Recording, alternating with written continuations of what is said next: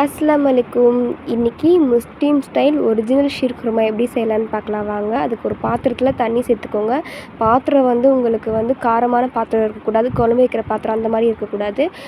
நம்ம பாலுக்கெலாம் காய்ச்சுவோம் பார்த்திங்களா, அந்த மாதிரி இருக்கணும். நான் 2 பேக்கெட் பால் எடுத்துக்கிறேன். அது நல்லா இந்த மாதிரி காய்ச்சிக்கணும். அதுக்கு 2 பேக்கெட் பாலுக்கு நான் தேவையான அளவு சர்க்கரை எடுத்துக்கிறேன். இதில் 1.5 கிளாஸ் சர்க்கரை நான் எடுத்துக்கிறேன், பெரிய டம்ளரில். இது சேர்த்து நல்லா உங்களுக்கு சர்க்கரை கரையிற வரையும் நல்லா கொதிக்க விட்டுருங்க. கொதிக்க விட்டதுக்கப்புறம் இந்த சேமியாவுக்கு பேர் ருமானி சேமியான்னு சொல்லுவோம். இது பேக்கெட் 35 ருபீஸ். அதில் 3 ரவுண்டாக இருக்கும். அதில் நான் 1 ரவுண்டு தான் எடுத்திருக்கேன். அளவு 2 பேக்கெட்டுக்கு ஒரு சேமியா கரெக்டாக இருக்கும். இந்த சேமியா பார்க்குறதுக்கு கொஞ்சமாக தான் இருக்கும்.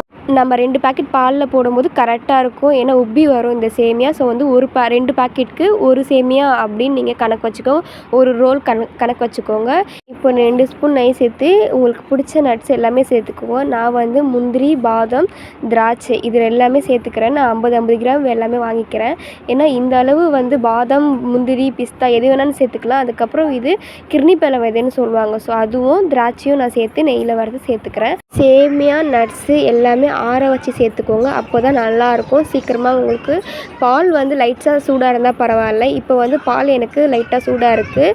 அதுக்கப்புறம் நட்ஸ் எல்லாமே நான் சேர்த்துக்கிறேன். சேர்த்துட்டதுக்கப்புறம் ஒரு 10 நிமிஷம் மூடி வச்சுட்டு பாருங்கள். நல்லா உங்களுக்கு உப்பி வந்திருக்கும் எல்லாமே.